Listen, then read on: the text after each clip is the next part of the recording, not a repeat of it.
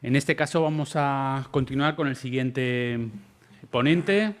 José Carlos Sánchez Pardo es profesor titular de la Universidad de Santiago de Compostela, donde también contó con una ayuda Ramón y Cajal. Allí la desarrolló en la propia Universidad de Santiago. Su trabajo se centra en la arqueología de la Alta Edad Media, abordando temas como la cristianización del paisaje, las transformaciones territoriales y las dinámicas sociopolíticas en el noroeste de la península ibérica. Ha liderado diversos proyectos, simplemente voy a mencionar dos de ellos que han contado con financiación del Ministerio de Ciencia e Innovación: Arqueología de los paisajes monásticos en la Galicia altomedieval, siglo XII, perdón, y Ecologías y economías locales en la Alta Edad Media. Ambos, como he dicho, financiados por el Ministerio de Ciencia e Innovación. José Carlos, cuando quieras. Muchas gracias. Buenos días. Bueno, muchísimas gracias. Voy a empezar diciendo un poco, repitiendo lo que me gustó, lo que comentaba ayer Darío Bernal, que bueno, cuando te invitan a una de estas charlas o estos congresos, pues es tal cual ese proceso. Pero yo voy a añadir además que extrañamente, bueno, no extrañamente, pero realmente he disfrutado mucho preparando esta charla. Hacía tiempo que no disfrutaba preparando algo así, un compromiso en el que te invitan. Y por eso quiero agradecer realmente a Manuel y a Pilar y bueno, a toda la organización por el tema, que yo creo que está muy bien escogido. Creo que nos estamos dando cuenta, yo lo percibo así, de que lo bien enfocado que está. Es un tema que, aunque no es nuevo, porque precisamente los suburbia se conocen como relación a los urbia, tenemos esa sensación de algo marginal, ¿no? Y el ponerle el foco en algo que no es precisamente marginal, sino que es clave para entender muchas transformaciones, creo que es una de las éxitos, por lo menos que creo que está teniendo este congreso. Así que agradezco mucho. También debo decir, y no es ninguna falsa modestia, que tengo un síndrome de impostor. Ya cuando Pilar me lo dijo, me propuso este tema, dije, es un tema que para mí en buena medida es nuevo, no es algo que esté trabajando. Entonces, no es falsa modestia, pero sí pido la clemencia del público porque es un tema que realmente he empezado a trabajar. También por eso creo que lo he disfrutado, porque hacía tiempo que no revisaba todo esto. Entonces, lo que voy a presentar es un trabajo que estoy casi empezando, pero que creo que hay interés, por lo menos para el debate que podamos tener luego, ¿no?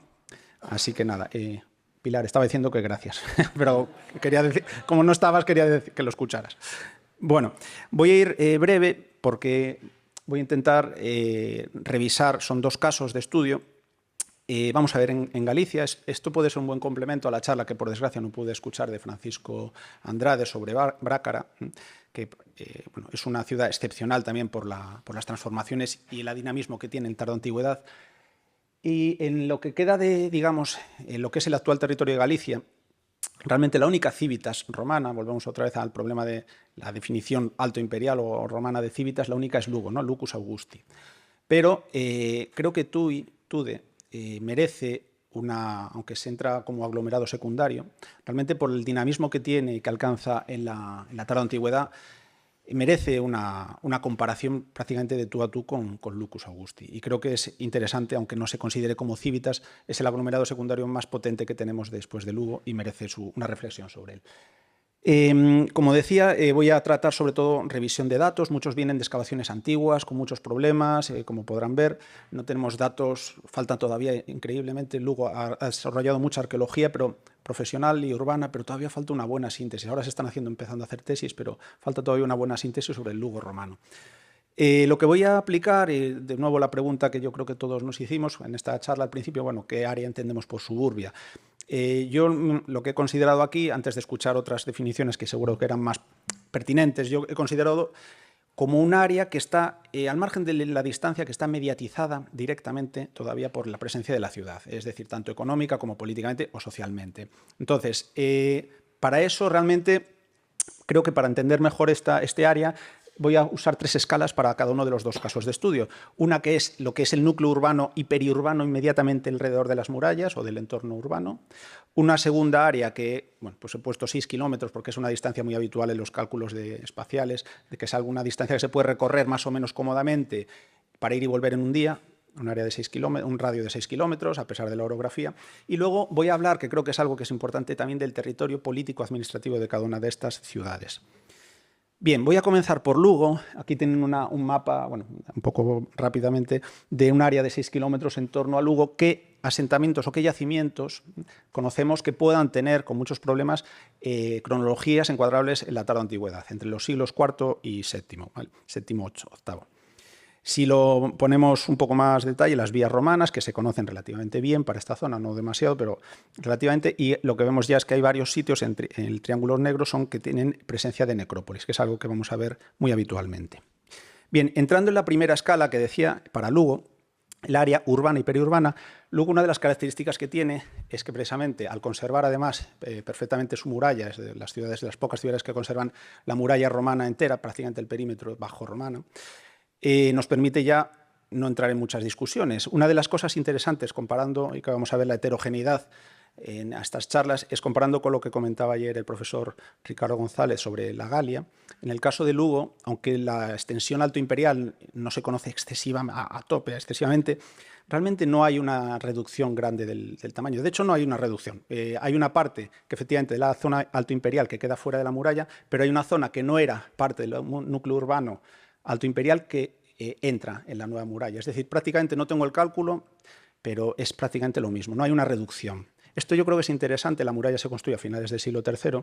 Es interesante porque nosotros aquí partimos en Galicia de una situación en la que el Alto Imperio es muy escaso. O sea, es una zona en la que el Alto Imperio está forzado por el propio imperio, pero realmente no hay todavía un sustrato que haya cuajado, como empieza a pasar a partir de los siglos III y sobre todo el IV. Entonces, partimos de una situación altoimperial muy débil, muy tenue, y que de pronto en los siglos III y IV es cuando, en contraste además con otras zonas, no evidenciamos una crisis importante en el siglo III de nada, y al revés, el cuarto, y sobre todo el IV, coge un esplendor muy fuerte las dos ciudades, ¿no?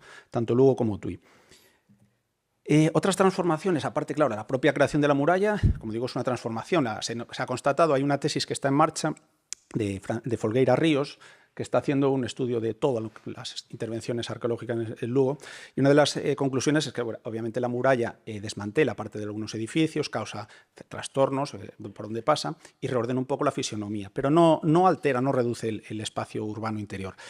Y lo que empezamos a constatar una vez que ya entramos en el siglo IV es que bueno, pues hay un auge, sobre todo hasta finales del siglo IV, de construcciones domésticas de buena calidad. Son las que mejor se conocen, baños con mosaicos, algunas con hipocausto. Es decir, hay una cierta arquitectura de cierto nivel dentro de la ciudad.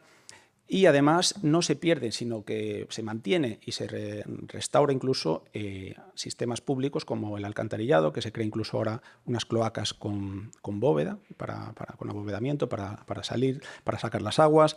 Se desarrolla también algunas calles, son repavimentadas, no todas, algunas obviamente se amortizan, pero otras sí. Es decir, no vemos en absoluto un abandono de la ciudad, sino al revés, un cierto esplendor, que se acompaña, y ya sobre todo para los siglos V y el siglo V, con la aparición de talleres productivos, sobre todo de cerámica, que es muy habitual tanto dentro como fuera. Los voy a enseñar aquí un estudio que está haciendo Roberto Bartolomé, aunque el mapa que enseño es de Enrique Alcorta. Bueno, no se ve muy bien, pero los puntos cuadrados negros, tanto en el interior como en el exterior, son numerosos talleres de producción cerámica, que sabemos que están distribuyendo una cerámica a nivel regional, la cerámica lucense, engobadas, etcétera, están alcanzando, incluso aparecen, por lo que me han comunicado, no soy especialista, hasta en Toledo, pero principalmente el sector preferente de distribución es el noroeste. Bien, después, aparte de eso, tenemos enterramientos tardoantiguos que aparecen fuera de la muralla, pero también algunos dentro a partir de los siglos V y VI. Pero estos enterramientos, como veremos ahora en el ejemplo de San Roque, que es quizá el sitio mejor estudiado, bueno, San Roque está justo al salir de la muralla, afuera. Hay un área que se conoce como, ahora es un centro de interpretación, en el que se excavó en los años a finales de los 80 y se encontraron restos de una necrópolis de inhumación que continúa algunos enterramientos de cremación altoimperiales, pero realmente es hay unas 40 tumbas de inhumación tardoimperiales que se han datado aproximadamente a finales del siglo V. Y en ese momento, a finales del siglo V, en conexión con esta necrópolis, no está separado, es parte de la misma área, aparece también un horno de producción.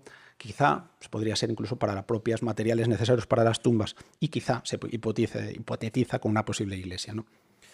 Bueno, saliendo ya de lo que es el área periurbana, vamos a ver qué sabemos del área suburbana. Bueno, pues extrañamente, aunque es la ciudad principal de Galicia, no tenemos prácticamente, como podrán ver ahora, datos de villas o centros de producción agraria. Solo tenemos una con comillas, ¿no?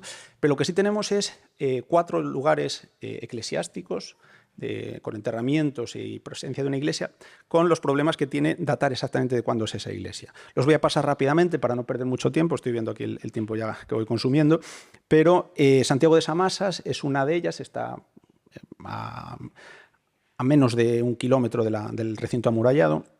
De ella vienen unos canceles que están conservados en el Museo Diocesano, provienen de allí, pero no se había excavado hasta el año 2008, en el que, bueno, lo que se encontró en una excavación que dirigió Rafael Cristóbal, se encontraron restos de una basílica anterior, con opus signinum, es una constante que vamos a ver en todos estos edificios pavimentado con un opus signinum, con una orientación distinta norte-sur, que está por debajo de la iglesia actual.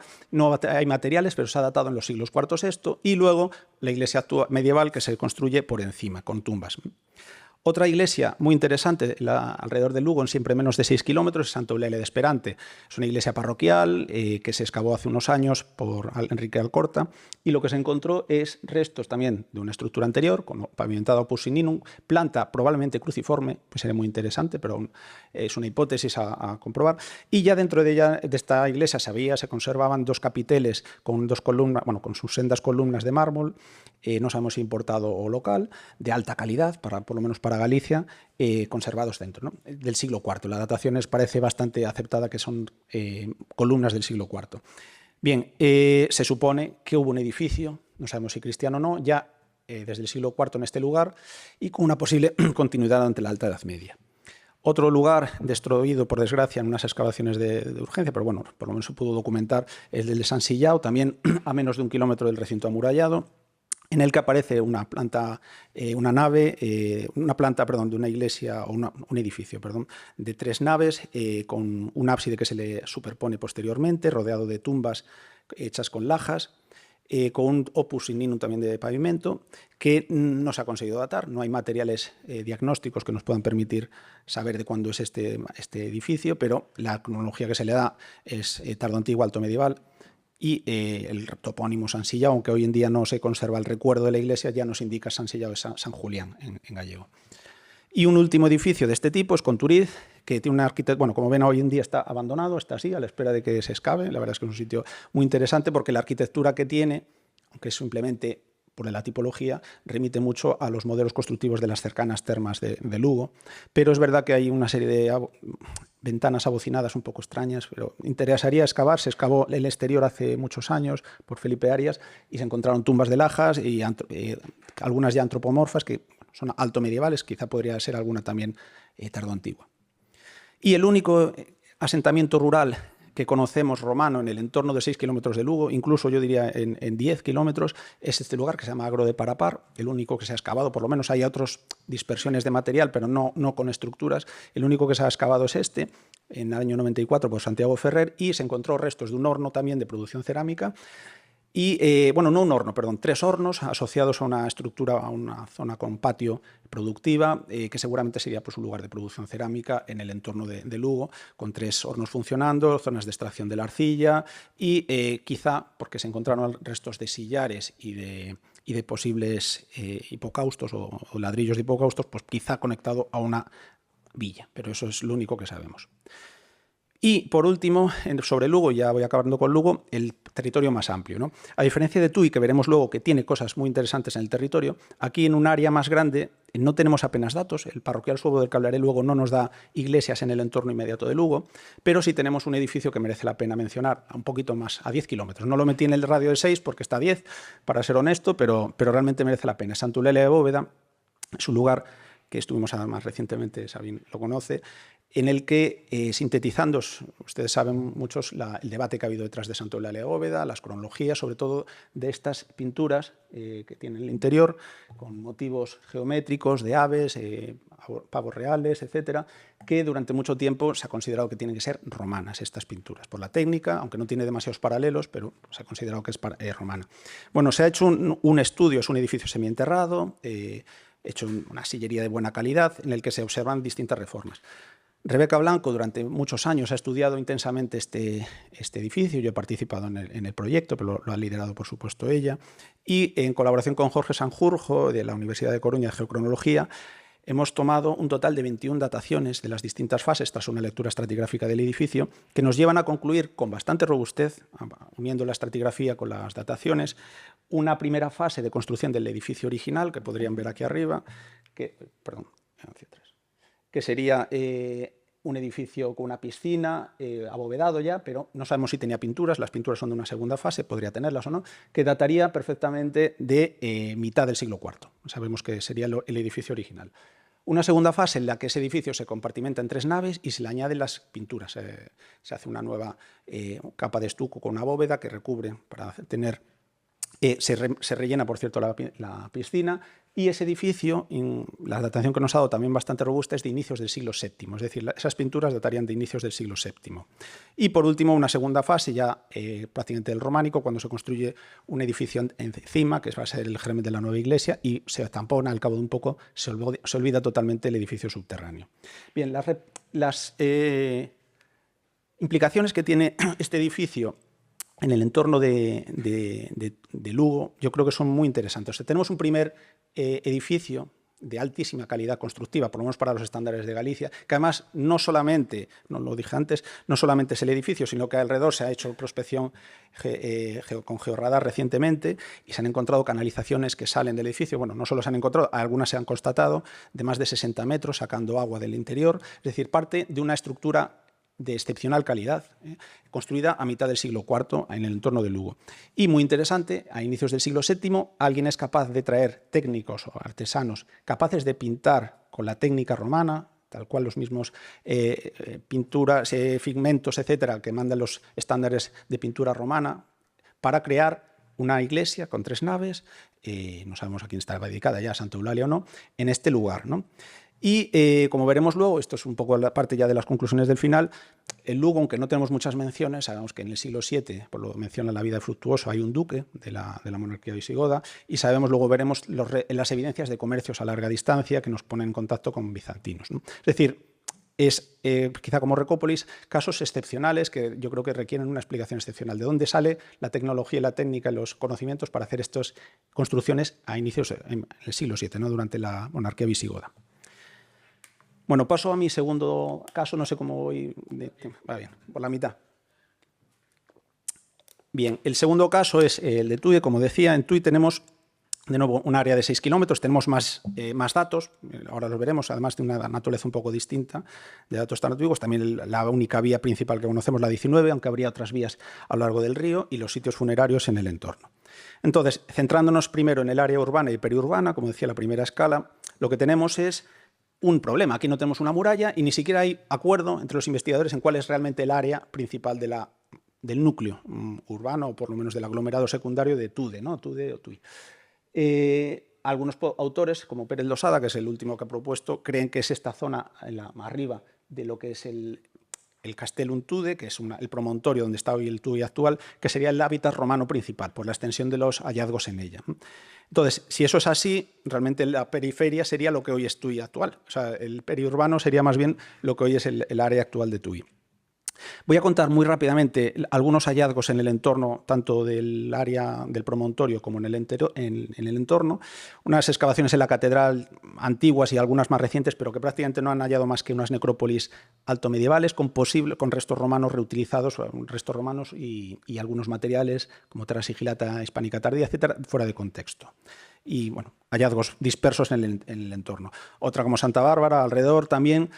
Aquí sí se encontró muy cerquita de la catedral, restos de un edificio datado entre los siglos, a partir del siglo IV o V, por la presencia de terra sigillata hispánica tardía.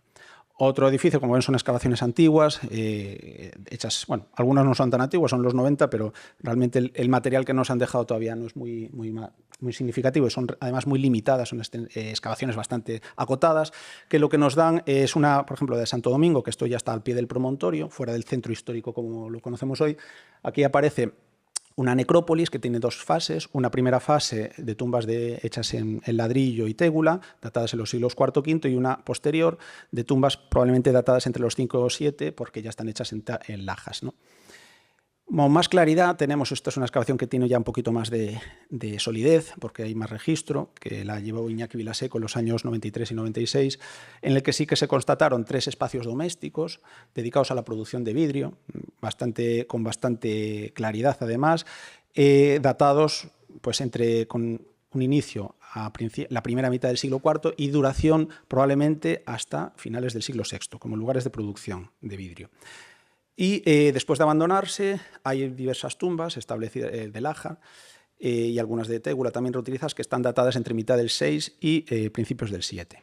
San Bartolomé de Rebordans es otra excavación también en esa área de dispersión, estudiada por un clásico de la arqueología gallega, era Manuel Chamoso Lamas, en el que encontraron 2 fases, a pesar del escaso registro que tenemos, hay 2 fases que están bastante claras, de un primer edificio romano, probablemente tardorromano, con un pórtico, restos de unos pilares para un espacio porticado, y posteriormente una necrópolis que se instala sobre él, tanto de tumbas hechas en materiales reutilizados romanos, con sillares, pero que respetan el alineamiento de esa iglesia. En este lugar también intervinimos brevemente hace unos años y pudimos hacer 2 cosas. Por una parte, reexcavar algunas de las tumbas, constatar por dataciones de carbono 14 que los individuos son de los siglos, unos del 6 y otros del 7 aproximadamente, es decir, son tumbas además que solo fueron usadas una vez, no han sido reutilizadas. La necrópolis, como decíamos, está bien planificada, respeta las estructuras romanas, tiene la misma orientación, no la rompe. Y detectamos además alguna nueva tumba en Capuchina y después, pudimos constatar, la dieta de estos individuos, porque se pudo conservar, aunque son solamente 2 individuos, en contraste con otros individuos excavados, la dieta es muy rica, tiene un aporte proteínico bastante alto que contrasta, nos hace pensar que puedan ser élites los que están enterrados en este lugar. Y luego, un posible paralelo para un capitel, por otros es un capitel pequeñito con un paralelo en Córdoba, que yo creo que es bastante interesante. El capitel de Rebordans es este es el que está en el Museo de Córdoba, que tiene una datación del siglo VII, que podría hacernos pensar que ya había un edificio, por lo menos eclesiástico, en el siglo VII. Voy acabando y sé que voy muy rápido, pero quiero sobre todo revisar un poco todos los materiales que hay. El área suburbana, en ese entorno de 6 kilómetros, tenemos 2 yacimientos realmente que han sido excavados, que puedan aportar algo. Uno es una villa y una necrópolis, lo llamamos villa, pensamos que es un espacio productivo que se llama Monte dos Medos, que aunque se excavó en los 70, se ha vuelto a reexcavar recientemente por Silvia González Outelo y Pérez Losada, que lo que nos aporta es un espacio residencial y productivo, tiene una zona con edificios, con habitaciones interiores y hipocaustos, 3 salas que tienen este sistema de hipocausto. Una terra sigillata bracarense tardía nos da una datación de que el edificio aún estaba a uso a finales del siglo IV y principios del V, y la datación lo corrobora, la datación de los últimos materiales de uno de los hipocaustos del sistema de calentamiento nos da también una datación de finales del siglo IV, principios del V.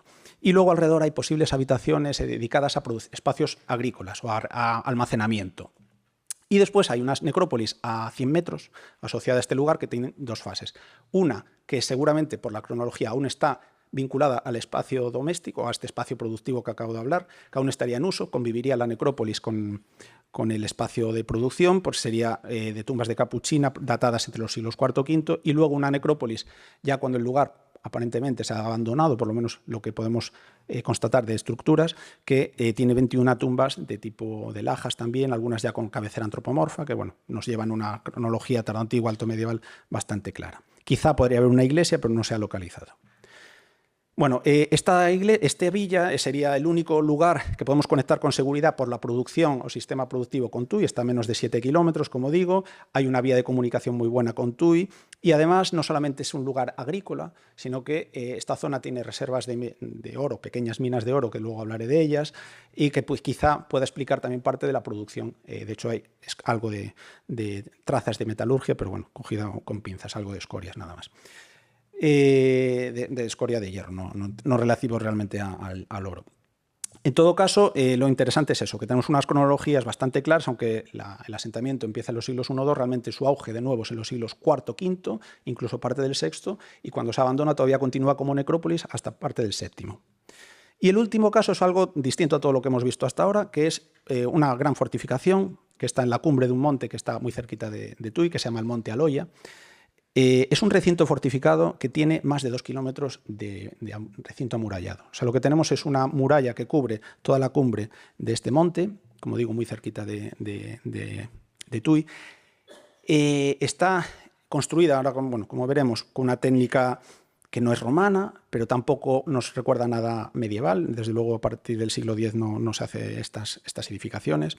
Y aunque se pudo documentar tégula, la tégula sabemos que sigue produciéndose en la Alta Edad Media como tal, no tenemos nada que nos permita fecharla. Sí tenemos una referencia en un documento ya del 11 que dice que había una antigua civitas cóndita fundada en esta cumbre del monte, pero como veremos tenemos otros paralelos muy cercanos que nos permiten hablar o hipotetizar que es una gran fortificación de época tardoantigua en contacto, servicio para Tui, para la sede de Tui. ¿Por qué digo esto? Y ya la última escala, que es el territorio político-administrativo, es el área que Tui o Tude en la tarde antigüedad controlaba, como sabemos, por las fuentes escritas y también por el registro arqueológico. El primero, como digo, lo de Monte Aloia no es la única fortificación o recinto fortificado en las cumbres que tenemos en el entorno de Tui. Tenemos constatados hasta 10 lugares con posible ocupación tardoantigua. Hemos excavado 2 de ellos, voy a hablar solo de uno, porque el otro todavía no tenemos los datos, que es Faro de Budiño.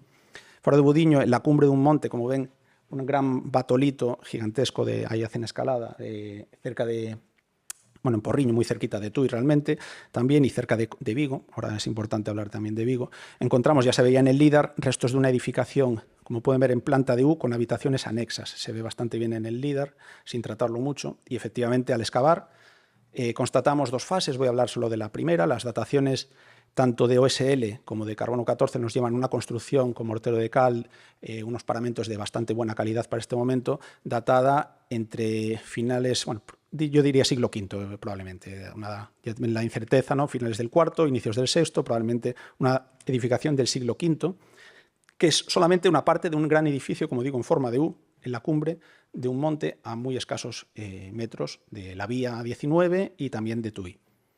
Pero aparte de eso, tenemos las referencias en el Parroquial Suevo, un texto que ustedes conocerán, no puedo explicarlo mucho, pero es un texto que nos da la información sobre qué iglesias a finales del siglo VI, en torno al año 580, estaban controladas por cada uno de los obispados del reino suevo.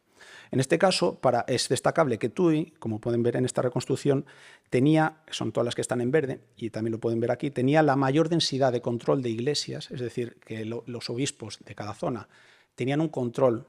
No están todas las iglesias que existían, lo que son las iglesias que estaban controladas episcopalmente, o sea, que tenían esa articulación entre el propietario y el obispo. Eran no quiero decir parroquial, porque realmente no son funciones parroquiales, pero tienen una función directamente ligada a la sede diocesana, no son fundaciones privadas.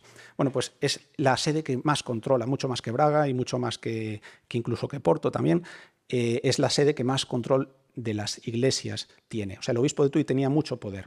Y hay otra cosa que hablaremos luego, que saben que hay una mención en las crónicas, no sé ahora cuál exactamente, de época visigoda, de que Witiza gobernó o cogobernó a finales del siglo VII desde Tui, que tenía un palacio, un palacio real en Tui. Y entrando ya, estos son los últimos apuntes que hago, y voy acabando, algo que creo que es interesante para entender por qué Tui está aquí, porque tiene este dinamismo en este periodo, o aparentemente este dinamismo, es el tema, por un lado, de la minería. Hablábamos ayer del oro, ahora hablaré también del comercio, de la importancia del oro. No es que sea una zona tan rica como en oro como las médulas, pero tiene muchas pequeñas minas de oro en el entorno, toda esta zona del Bajo Miño, como ha estudiado Bryce Curras en su tesis. Además, tenemos evidencias de análisis paleoambientales que muestran una pico, no es un pico despreciable, no es tan grande. Este es el pico de contaminación atmosférica por actividades minerometalúrgicas en el noroeste con época alto imperial, esto es cambio de era, que son las grandes explotaciones del noreste como las médulas. Luego baja, pero en torno al siglo VI tenemos este pico nada despreciable, comparable al alto medieval, momentáneo, 6-7, que vuelve a haber actividad minero-metalúrgica de cierto nivel, de bastante escala, a la escala regional, en el noroeste. Y esto nos lleva a la última parte, es Vigo, que está muy cerca de Tui, en la orilla, no lo he puesto antes en el mapa, pero está al otro lado de la zona de la montaña, pero a 10 kilómetros de distancia prácticamente, o 15 en línea recta. Conocen muy bien, si no lo conocen es realmente interesantísimo, el trabajo que ha realizado Adolfo Fernández con todos los materiales de importación encontrados en Vigo, que nos están dando, como se hablaba ayer, como comentaba el profesor Darío Bernal, unas cantidades de productos que están llegando entre los siglos, ya no hablo del cuarto y quinto, hablo sobre todo de los siglos sexto y hasta mitad del séptimo, importaciones pues del norte de África y orientales, Palestina, Siria, focenses, producciones tanto de ánforas como de vajillas finas y el material que vendría en ellas, que están llegando directamente, esta es la propuesta más aceptada, sin escala, es una navegación directa desde Oriente o Norte de África a Vigo. Es decir, hay algún producto o alguna necesidad de venir hasta aquí, hasta el otro extremo del mundo, el Finisterre, a intercambiar algo o a mercadear por alguna razón que todavía no conocemos, pero creo que es interesante que en las excavaciones se encontró parte del brazo de una cruz de oro del siglo VII, ha sido estudiado por, creo que Alicia Perea, metalúrgicamente, y es una cruz de alta calidad, similar a otras halladas en el entorno de la capital del reino visigodo. Entonces, con todo esto, y ya acabo, creo que bueno, los dos centros urbanos, una de las características que tiene es que desde el siglo IV tienen un auge. Desde luego Tui, comparado con la época anterior, destaca. Lugo ya tenía auge porque era la capital, una civitas, pero no se ve ninguna crisis y al revés, un cierto dinamismo en esta época. Desde el siglo V sí se observan transformaciones, cambios. Sobre todo, una de las características es la creación de talleres de producción, tanto de cerámica como de vidrio, y el establecimiento de áreas funerarias, tanto dentro como fuera del núcleo urbano. Esto pasa también en lo poco que conocemos de núcleos de espacios agrarios, como Monte dos Medos, Villas, que también sufren lo mismo, ¿no? A partir del V parece que se abandona la actividad residencial y productiva. La productiva quizá pueda continuar hasta el sexto y se establecen necrópolis. Pero las ciudades no son abandonadas, lo sabemos sobre todo por las fuentes escritas y por algunas evidencias de materiales hallados en ellas. Sabemos que siguen siendo núcleos de poder, los dos son episcopados, sedes episcopales. Y aunque Tui no fue una ciudad como tal romana, coge una enorme importancia en este periodo, como sabemos, por el control que tiene el entorno territorial de las iglesias, de las fortificaciones, la minería del oro y este contacto a larga distancia con Oriente. Vigo, en realidad, no hemos encontrado nada que nos permita pensar que era una gran población en el siglo VI-VII. La gran población era Tui, el puerto era Vigo, pero realmente la capital era Tui, ¿no? De ese enorme comercio, de esa importancia que, por lo menos para el nivel de Galicia, tiene. Y luego una cosa interesante es que en Lugo sí tenemos muchas evidencias de iglesias o de posibles iglesias de la época tardoantigua y alto medieval como principal expresión de las élites. Parece que las élites deciden sobre todo focalizar en la construcción de iglesias, mientras que en Vigo hay una mayor diversificación, como vemos por ejemplo en fortificaciones, que es muy interesante, toda esta red de fortificaciones controlando el territorio. Y una última reflexión que quería hacer es que yo creo que tenemos evidencias para pensar de alguna manera que el Estado, con todas las manchas de leopardo que queramos, zonas de que no controle, etcétera. El Estado estaba en los siglos VI y VII, la monarquía sueva y sobre todo visigoda, es capaz de controlar de alguna manera los núcleos principales. Y yo creo que hay evidencias, en el caso de Tui lo tenemos con el comercio, con el brazo de oro de esta cruz, el brazo de esta cruz de oro, y la mención de un duque en Lugo, la de Vitiza en Tui, y quizá, yo lo pongo en relación, desde luego si no es la monarquía, es alguien de altísima capacidad económica y técnica para traer artesanos capaces de pintar al estilo plenamente romano a inicios del siglo VII en el edificio de Bóveda. Y nada más, esto es todo. Muchas gracias. Bueno, enhorabuena por las fantásticas ponencias y con casos tan reveladores y tan poco a poco bien estudiados, que creo que es necesario, ¿no? En estos contextos con continuidad hasta nuestros días prácticamente. Una pregunta un poco relativa a Tárrago, Cartagena y Lugo, creo que era.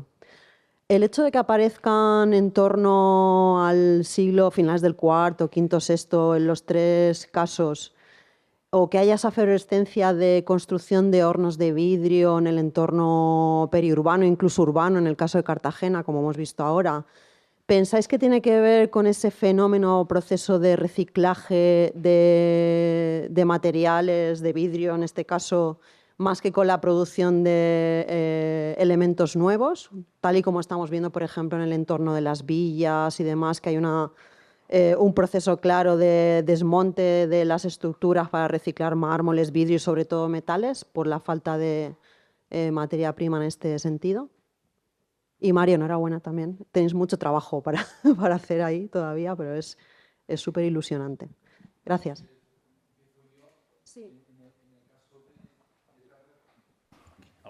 En el caso de Tárraco, tenemos constancia de hornos y de amontonamientos de vidrio reciclado con la intención de hacer alguna cosa. ¿Qué cosa hacía? No sé si hacían lingotes de vidrio para ser utilizados en otros sitios o si tenían una producción. No hemos podido identificar una asociación entre estos hornos y formas que se pudieran producir allí. Lo que realmente es significativo es que se repita esta rutina en diferentes puntos, ¿no? A partir del siglo VI, esta proliferación de talleres metalúrgicos o vítreos. Sí, para Lugo y Tui, en realidad, no tenemos datos para saber. El vidrio está en Tui, sobre todo. Ah, sí. Aquí, vale. En Tui tenemos el vidrio, en Lugo son producción cerámica, sobre todo. Entonces, en la producción cerámica parece que es nuevo, es cerámica, además, con un fuerte. Ya se producía antes, pero a partir del quinto y hasta principios del sexto, por ahí, hay todavía una fuerte producción que en este caso es una organización productiva específica. Y el de Tui no lo podemos saber, pero porque no hemos hecho análisis arqueométricos, pero realmente casi todo el vidrio que aparece en Galicia es tardorromano, o sea, es de los cuartos, quinto y sexto. No hay prácticamente vidrio anterior. Hay, pero poco. Entonces yo me inclino a pensar que es... puede ser que estén reusando todo aquel vidrio, pero yo creo que es una producción ex novo. En el taller de la Ínsula 2 no han salido apenas restos de fabricación de vidrio. Hicimos unos análisis de un muestreo, pero que sí que se veían algunos indicios de reciclaje, pero bueno, en piezas que no eran, digamos, restos de fabricación, por lo tanto no podemos asociarlas concretamente con las que se produjeron allí en el taller.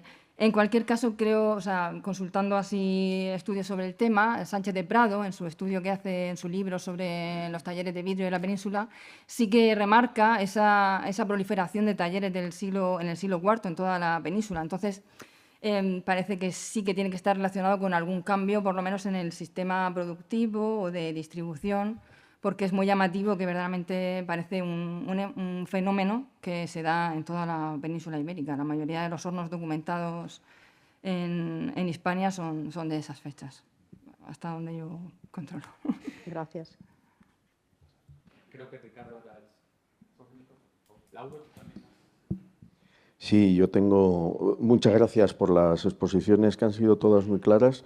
Quizá estábamos más frescos hoy que ayer a última hora. Y las haré en el orden, aunque a Mario le voy a preguntar cuando llegue el momento y quería ver una de las diapositivas, la de la calzada amortizada en un momento determinado. A Josep, has hablado de termas del siglo V. De Valnea, de siglo V, no sabemos exactamente el momento final, pero sí en el siglo V. Y se construyen en ese momento. Y se construyen en ese momento. Simplemente es porque me recuerda que una situación en l'Île de la Cité, justo enfrente en la plaza de Notre Dame, es un barrio portuario y tiene termas del V asociados militares. Allí ya no llego, pero sí que hemos identificado tanto en la parcela número 31 del Peri 2, que no está asociado, no tiene continuidad en planta, con lo cual deducimos de que se trata de un edificio que funcionaba autónomamente, que por tanto con un doble conjunto de baños, que se trata de los Valnea, que bueno, en fin, solo hay que recurrir a los regionarios de Roma para el siglo IV, con ese casi 1000 edificios relacionados con el baño, que no tenían que ser grandes termas, no son grandes termas, sino que son de un tamaño más reducido. Y en el caso de las presuntas termas, antes casa suburbana de la necrópolis paleocristiana, sí que es sugerente su proximidad con todo el conjunto eclesiástico del Francolí. Vale, que no hay tantas de esas épocas, no hay tantas, que no hay muchas termas de esas épocas. Bueno, y tenemos otras que mantenemos todavía la prudencia, que da la sensación de que también se podrían incorporar a este elenco de conjuntos bálnicos, pero que he preferido no comentar porque todavía es un tema que está en proceso de excavación y cuando finalice, pues forme parte un poco de ese resurgimiento de principios del siglo V, que ya he relacionado repetidamente con la particular coyuntura que tiene Tárraco en ese periodo.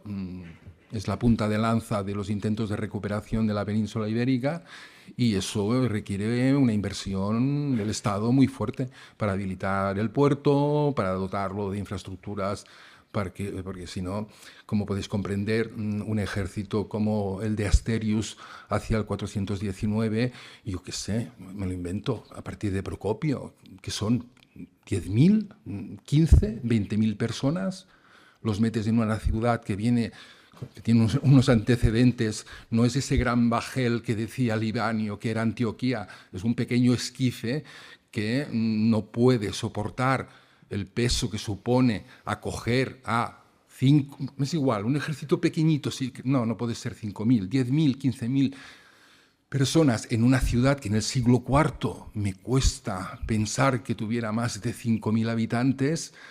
Obviamente requiere una gran inversión, y yo creo que lo que hemos reflejado aquí, y Sensiles también extraería dentro de este fenómeno, es si Tárraco entre el 419 y el 470 hay constancia del paso sucesivo de ejércitos, hay que comer. Y las ánforas, esos conjuntos de ánforas, 25% orientales y todo eso que documentamos en los 90 en Tarragona, tiene que estar ligado con esa necesidad de suministrar alimento a una población que viene desde fuera y que el territorio no es capaz de soportar. No he hablado del siglo IV, pero me gustaría hacer solamente una referencia. El siglo IV, tal vez hay algo, no, tal vez no, seguro que hay algún indicio de recuperación, pero la situación es complicada. No volvemos a tener una sola ánfora. Las presuntas ánforas tarraconenses de Simon Key, que yo me creí y que publiqué específicamente un artículo sobre eso, son lusitanas. Con lo cual, a partir de finales del siglo III, con las Drexel II-4 evolucionadas, a partir de este momento hasta mediados del siglo VII, no tenemos esta pequeña ánfora, que es otra historia, es una ánfora doméstica y tal. ¿Qué ha pasado en el territorio? Pero tiene una cierta lógica. Si la mano de obra servil se ha muerto, recuperar otra vez el ritmo agrícola y sustituir esa mano de obra que ha desaparecido, no creo que fuera un proceso fácil. O sea, que la ciudad durante finales del siglo III, pero durante una parte importante del siglo IV, continúa estando en una situación complicada. Gracias. Mario, ¿en qué época se amortiza la vía?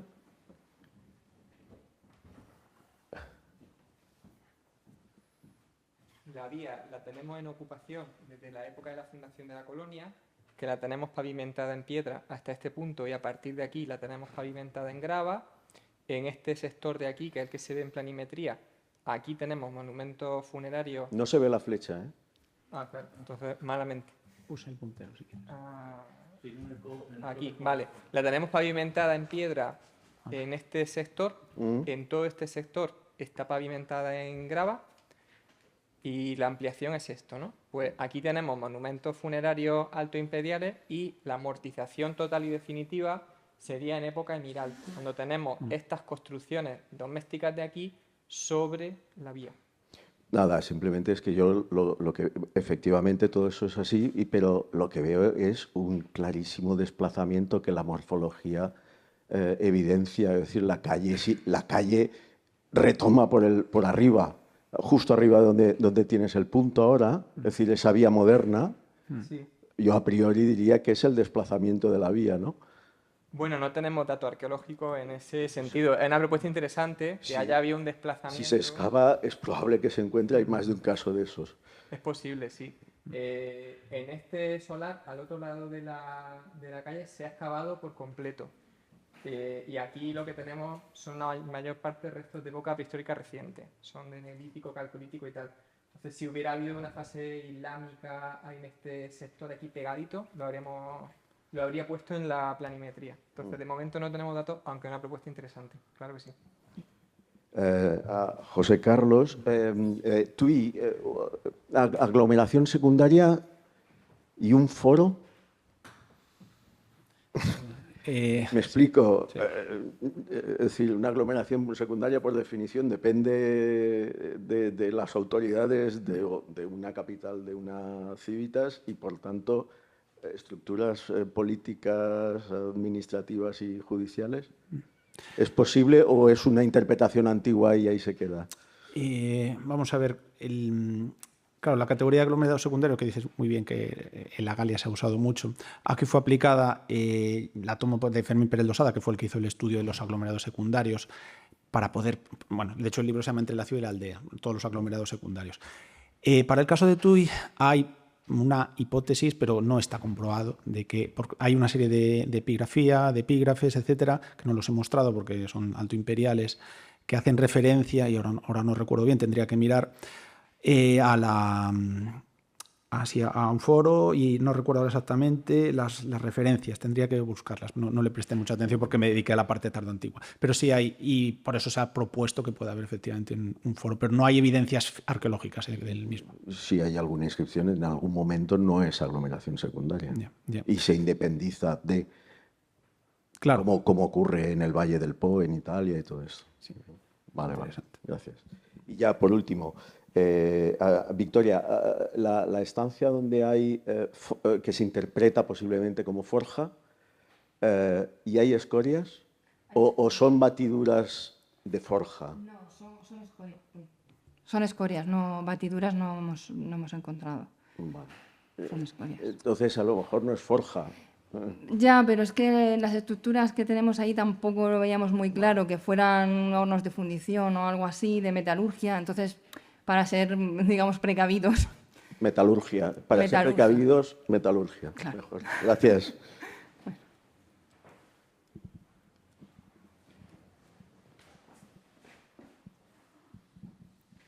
Gracias. De nuevo, la felicitación a todos por las intervenciones muy interesantes, uno aprende mucho, y aprovecho de nuevo para felicitar también a los organizadores por el éxito de la actividad, ¿no?, y de la organización. Yo tenía una pregunta para Josep Antón, otra para José Carlos y otra para María Victoria. Y al igual que Julia, felicito a Mario por el trabajo que me ha interesado mucho, y en particular la prospección intensiva y los resultados que teníais, ¿no? A Josep Antón, a mí hay una cosa que siempre me ha llamado la atención de los espacios martiriales de Tarragona, que es, por un lado, que esté la Basílica Martirial en la zona del anfiteatro, y por otro lado, que esté la Basílica Funeraria Martirial, teóricamente, de San Fructuoso, en la zona opuesta de la ciudad. ¿Os planteáis alguna...? Y además que la basílica dentro del anfiteatro sea del VI y que las estructuras del complejo funerario sea de mediados del V, ¿no? ¿Hay alguna explicación para esa diferenciación tan clara y que no sea el entorno del anfiteatro el espacio a partir del cual y en torno al cual surja ese espacio funerario? Y en relación con eso, la cronología, si no me equivoco mucho, de la basílica funeraria en la zona del Francolí es de mediados del siglo V y, si no lo he entendido mal, debe ser muy próxima al surgimiento o eclosión importante del espacio suburbano. ¿Hay alguna posibilidad de relacionar, independientemente de las actividades que después se vayan a desarrollar, el surgimiento de ese espacio suburbano con el propio espacio martirial, funerario, etcétera? Voy por partes. ¿Está esto? Sí. Son ejecutados en el anfiteatro en el 259. Es un espacio público. Según las actas, que sobre algunas de ellas tengo muchas dudas, sus adeptos recogieron piadosamente lo que había quedado de ellos y ¿qué hicieron? Llevarlo al cementerio de la ciudad. Y en ese momento, el cementerio de la ciudad, lo que comentaba antes, ¿no?, el siglo I, el siglo II se van ocupando las zonas más próximas a las puertas, de los más potentes, y a mediados del siglo III la zona de enterramiento que le tocaría, fueran cristianos, fueran mártires o fueran simples laicos, era esa de allí.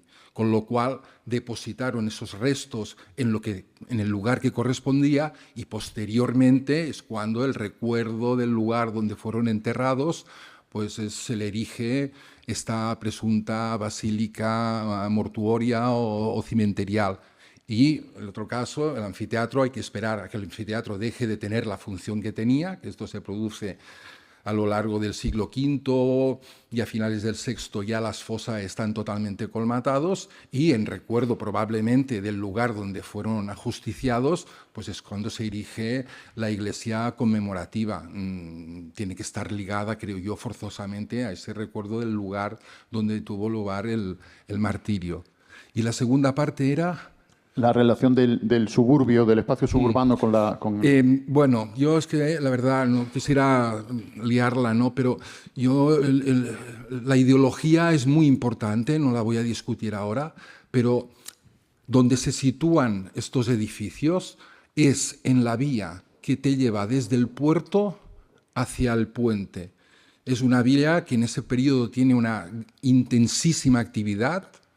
Si Sencelles fuera lo que pensamos, de alguna manera hay que llevar los alimentos hasta allí, con lo cual esa vía debía tener una frecuentación intensísima durante este periodo, porque no deja de ser la vía de Italia in Hispanias, la vía que se utilizó en el siglo III, II a.C. para la conquista de la península. Yo veo más poder laico. Juan es un gran propietario, pero resulta que nuestros archivos son los eclesiásticos y Juan fue obispo. Y es importante porque fue obispo y lo único que sabemos de él es que fue obispo, ¿no? Pero detrás de ese obispo puede haber, no hay, pero puede haber una persona potente que, como, digamos, para embellecer todo su cursus honorum, además es obispo, ¿no? Pero yo creo más en el impulso, en la practicidad, en el interés, digamos, más laico, que eso no está en contraposición, obviamente, que si esa vía es potente y está muy frecuentada, pues que obviamente hubiera un tránsito de peregrinos que pudieran asistir, ¿no? Pero el motor, yo lo veo en la intervención del Estado, en la intervención económico-política, más que en el mundo ideológico. No sé si... Sí, perfectamente iba por ahí la cuestión. Para José Carlos... está muy bien que hayas definido el espacio como una zona mediatizada por la ciudad. Y me ha venido en mente el término que se emplea ahora en geografía y que utilizó Nikos, que es el de espacio rururbano. Un espacio urbano en el que incorporan actividades rurales y está muy directamente relacionado, ¿no? Pero evidentemente abarca el ámbito que tú has tratado. Y la pregunta es...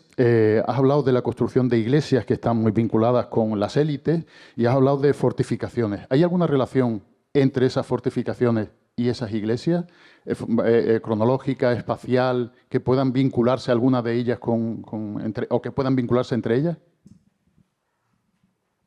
Pues trabajamos algunas veces con esas hipótesis y el problema es que los casos que podrían relacionarse no tenemos las cronologías claras. Es decir, por ejemplo, hay posibilidad, pero es por las fuentes escritas, de que haya una de las fundaciones de Frutuoso que fuese en el monasterio de Pollo, en la costa, en Pontevedra, pues lo dicen las fuentes y bueno, muchos autores, y justo encima hay evidencias, hay un monte, está el monasterio a pie de costa y hay una gran subida, un desnivel, y arriba hay restos de una fortificación que podría encajar en este periodo. Podríamos tener un monasterio controlado o vigilado por una de estas fortificaciones. Pero quiero esforzar, todavía no tenemos datos y es una hipótesis que alguna vez hemos planteado, pero por ahora hay que ir poco a poco, ver las cronologías y luego, cuando ya tengamos las cosas más claras, pues a ver, relacionar. Pero sí. Y para María Victoria, una anécdota, lo primero, yo no le arriendo las ganancias a quien tiene que estar gestionando 34.491 unidades estratigráficas y deben ser de los niveles de las primeras unidades. O sea que me ha llamado la atención que la exageración de la excavación y el volumen de información. Y luego, en la necrópolis de San Antón, con las mensas funerarias, ¿hay alguna evidencia, alguna posibilidad de identificar algún templo cercano, que pudieran estar vinculados a algún templo cercano? Y en relación con la necrópolis intramuros cercana al teatro, ¿por qué la identificáis, me he podido perder, con enterramientos ad santos?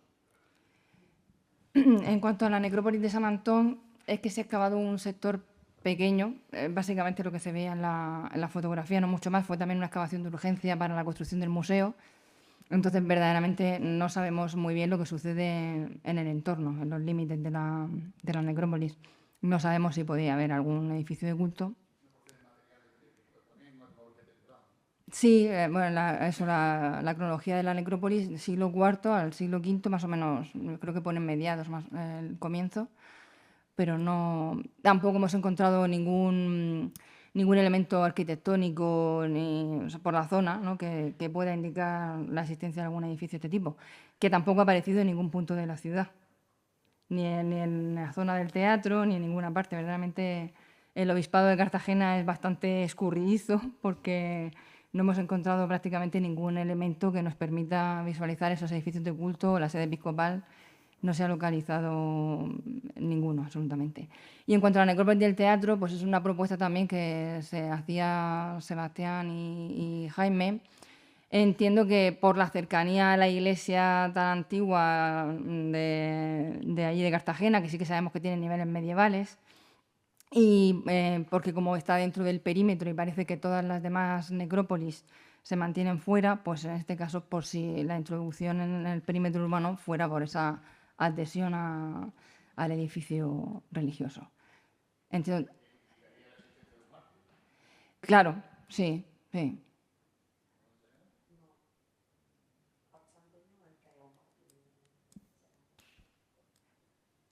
Yo creo que ahí lo utilizan sobre todo en relación a un edificio de culto. No sé, verdaderamente no soy consciente de que tengan propuesta de que haya un mártir ahí, pero bueno, sería una opción. Como ya se planteaba también en el PowerPoint, Cartagena es la única sede episcopal que no tiene ningún mártir reconocido y posiblemente lo hubiera. Bueno. En primer lugar, y siguiendo a lo que comentaba Alberto, quiero agradeceros a todos la espléndida sesión que habéis hecho, agradecer una vez más a los organizadores que en este caso me hayan invitado o nos hayan invitado a todos, a pesar de que fue con subterfugios, ¿no? Parece ser. Pero en cualquier caso esos subterfugios se han revelado enormemente positivos, porque yo por lo menos salgo de aquí viendo la materialidad de una cantidad cualitativa y cuantitativamente de suburbia, con toda su variedad, que por otro lado, pues efectivamente nada tiene que ver con los primeros momentos de este coloquio. Así que daros la enhorabuena por la iniciativa. Bien, y ahora ya la pregunta era... bueno, y dar la enhorabuena a todos los que estáis también colaborando de forma callada, pero sin los cuales pues tampoco sería, digamos, este coloquio haber sido tan dinámico en todos los sentidos. Y ya, bueno, pues... excepto para Mario, que ya te he felicitado por la espléndida visión que nos has dado de esa parte de la provincia de Jaén, que es, novedosa y muy prometedora, ¿no? Con todo lo que estáis haciendo, pero no tengo, por tanto, preguntas. Quiero decir que me ha encantado. Y para los demás vuelvo al vidrio. Entonces, os quería hacer dos preguntas. Habéis mostrado hornos de vidrio, pero ¿tenéis datos de que además de horno haya taller, algunas partes, algo que pueda tener un cierto contexto de cómo funcionaba todo el proceso productivo? Y luego, la segunda, que también es de vidrio, es...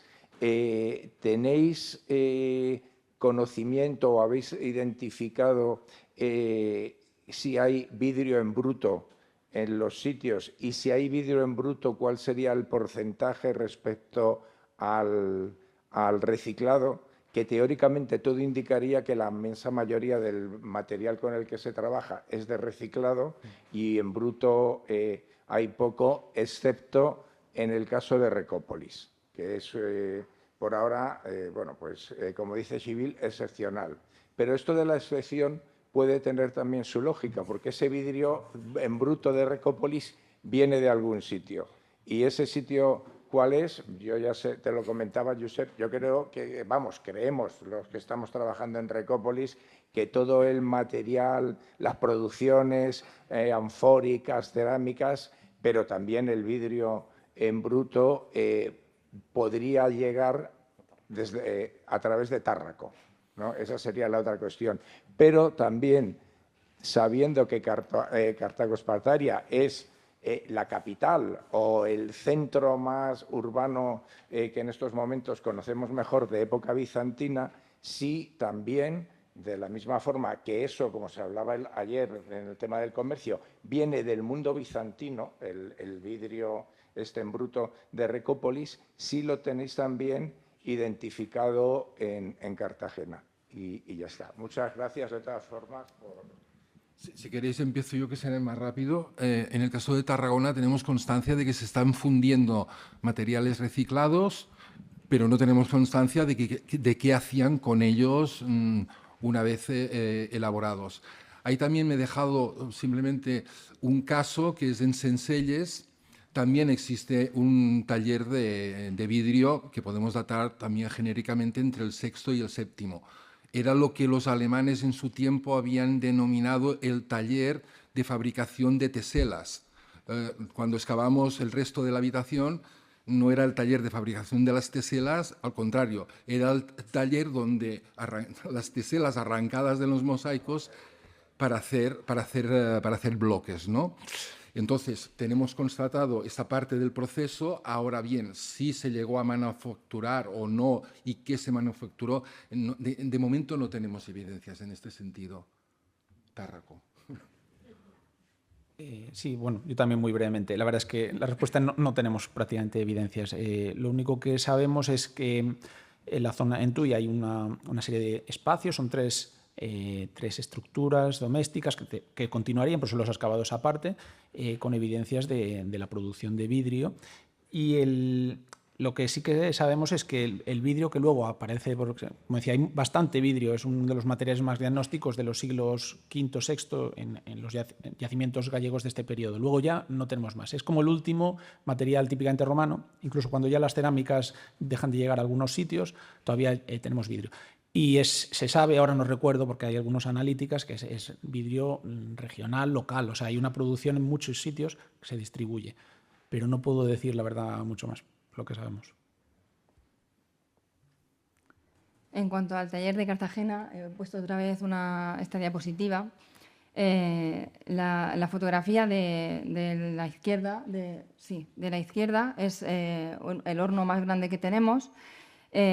Asociado a ese horno hemos encontrado, si se fijan a la izquierda, más a la izquierda, una pequeña camarita también, sí, llena de cenizas, que bueno, después de mucho buscar paralelos, pues la propuesta que más se podía adaptar era como una pequeña cámara para hacer piezas de tamaño más pequeño. No hemos encontrado otra interpretación.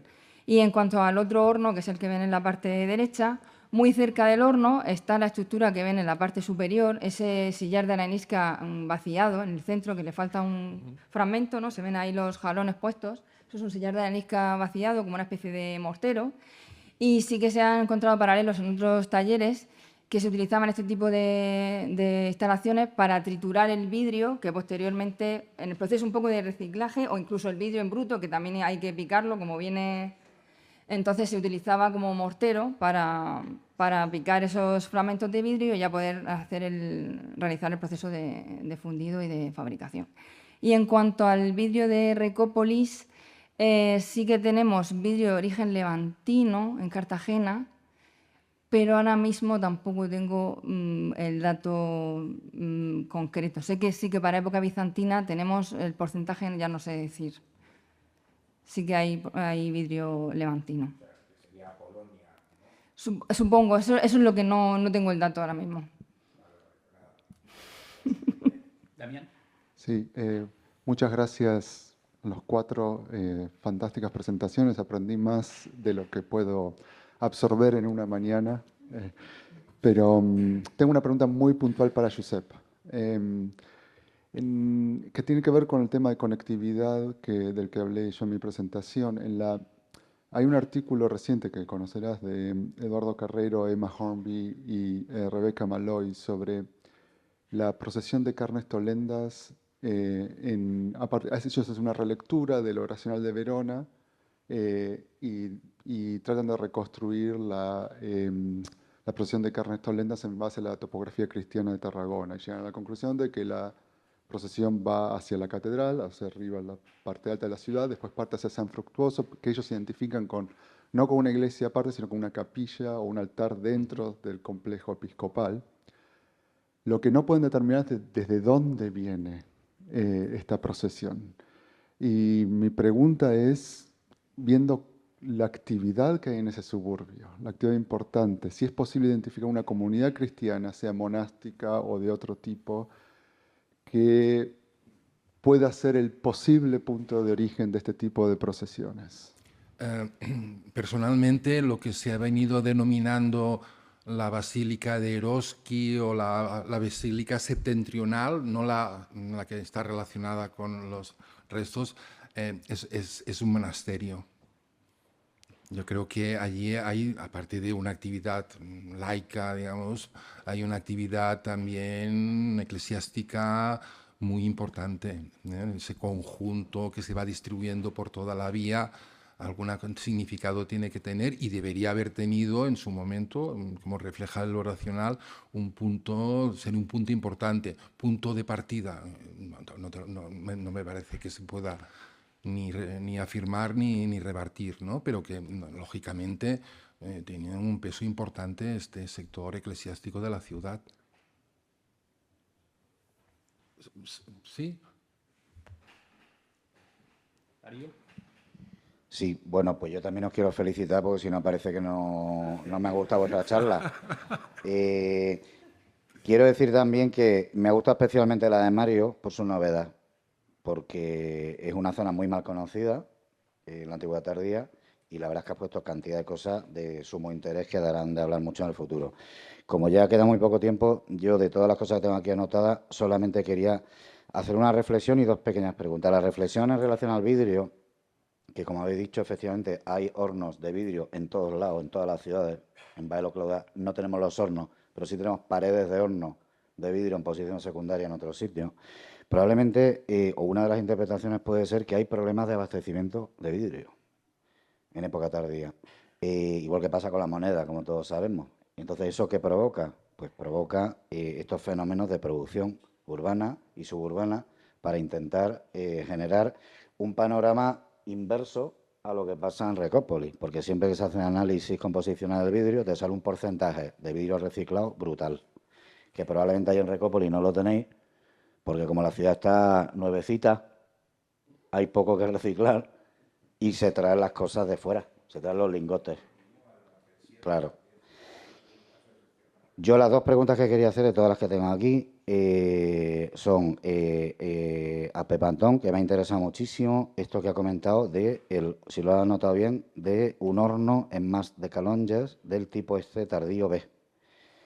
Que a ver si puedes decirnos alguna cosilla más, porque yo creo que es el horno de producción de ánfora más tardío de Hispania, conocido.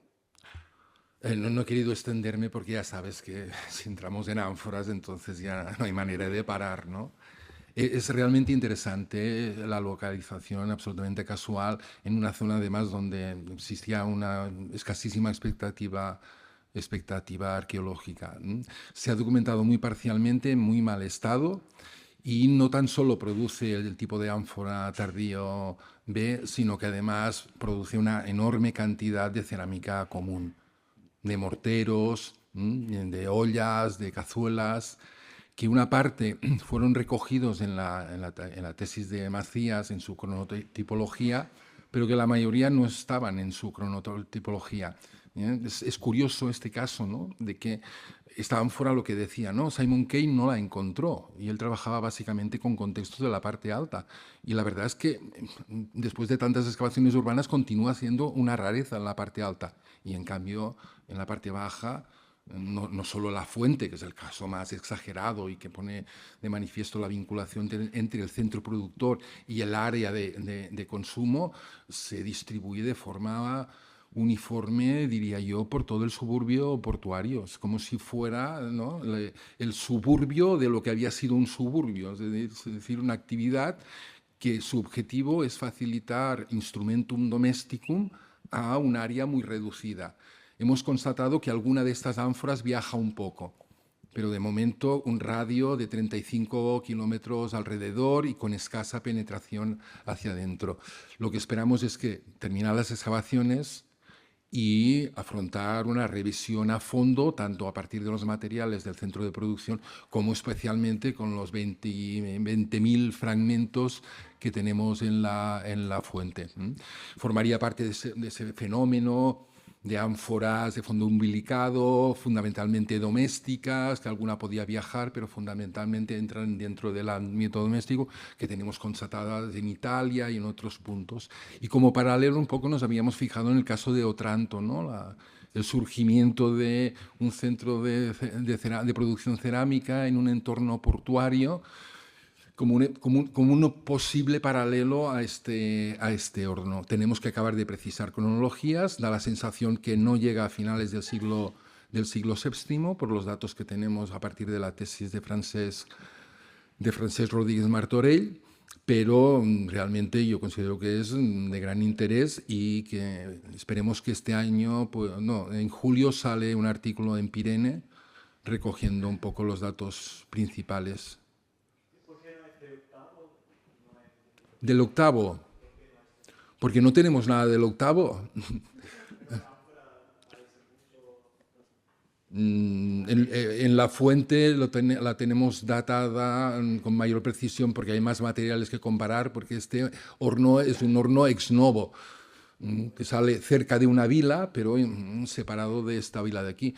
La tesis de Francesc Rodríguez, él se obsesionó en buscar siglos octavos y octavos y octavos, y lo que acabó demostrando es que no había siglo octavo.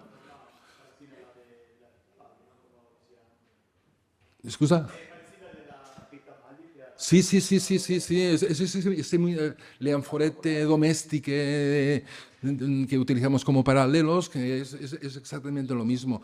No está pensada tanto para viajar como para hacer frente a las necesidades domésticas, pero claro, si está en un puerto, es muy fácil que viaje, ni que sea como aguada, como agua para los barcos. No es necesario que transporte ningún tipo de producto, aunque podría haberlo transportado, un pequeño excedente de vino o de aceite, pero ahí de momento lo que tenemos constatado es que su mercado, entre comillas, preferente es no Tárraco, sino esa parte de Tárraco, porque ese kilómetro que lo separa de la parte alta se debe hacer difícil, o la parte alta cuenta con otros hornos más cercanos que lo aprovisionaban, porque es realmente significativo que en la parte baja sea relevante su presencia y que no tengamos prácticamente ni un fragmento en la parte alta. De nada. Darío, ¿sí? Sí, perfecto. Muchas gracias y enhorabuena porque es un hallazgo muy importante, ¿eh? Y la otra pregunta era para María Victoria, que antes de hacértela también quería hacer otra reflexión de un tema que tú conoces muy bien, y es que la economía productiva y comercial de Tárraco, con este tema que has comentado del obispo y demás, yo creo que también es algo que hay que reevaluar en el futuro, al hilo de todas estas ánforas nuevas, de las cuales tú sacaste una forma nueva, que ahora hay 4 o 5 más en lo de Ses Fontanelles, de Palma de Mallorca, y demás, que indican que la ciudad, que era un tema que no conocíamos en absoluto, tiene una vertiente comercial potente y rastreable en el registro arqueológico. Entonces, buena parte de las ánforas, por ejemplo, las Almagro 51C, que cuando te las ponías en la mesa, que es lo que hacemos siempre los ceramólogos, por exclusión, dice esto que es lusitano o bético, pues ya no vale eso. Ya pueden ser también de Cartagena. Entonces, eso también va a obligar a revisar mucho. Yo la única pregunta que te quería hacer, que me parece muy significativo, es, indicas que tenéis 26 posibles cenotafios en una de las necrópolis tardoantiguas y en la foto que he visto tenéis algún ajuar dentro. Sí. Verdaderamente no te puedo dar muchísima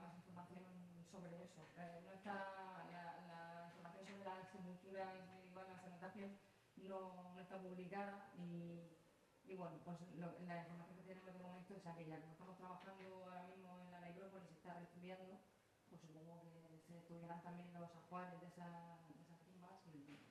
Es que es una cosa, porque siempre que encontramos una tumba vacía, decimos esto, pero la verdad es que hay muchas dudas, ¿eh? Muchas dudas porque a veces es las propias características del sustrato que provocan que no se conserven los huesos o que hayan expoliado la tumba y que no se haya visto bien la fosa de expolio. Por eso que tengáis tantas, yo creo que es una cosa bastante interesante para que la estudiéis en profundidad, ¿eh? Sí, como digo, ahora hay un proyecto que retoma el reestudio de la necrópolis y bueno, pues en ese marco se está realizando.